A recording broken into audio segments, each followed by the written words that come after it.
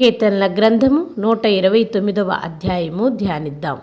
ఇశ్రాయేలు ఇట్లనెను, నా యవ్వన కాలం మొదలుకొని పగవారు నాకు అధిక బాధలు కలుగజేయుచూ వచ్చిరి.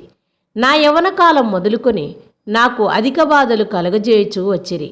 అయినను వారు నన్ను జయింపలేకపోయిరి.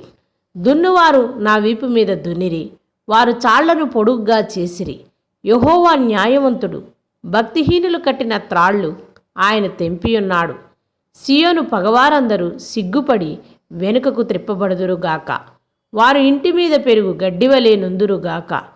ఎదుగక మునిపే అది వాడిపోవును. కోయువాడు తన గుప్పిలినైనను, పనలు కట్టువాడు తన వాడినైనను దానితో నింపుకొనడు. దారిన పోవువారు యెహోవా ఆశీర్వాదము నీ మీద నుండునుగాక, యెహోవా నామమున మేము మిమ్ము దీవించుచున్నాము అని అనకయుందురు. ఆమెన్.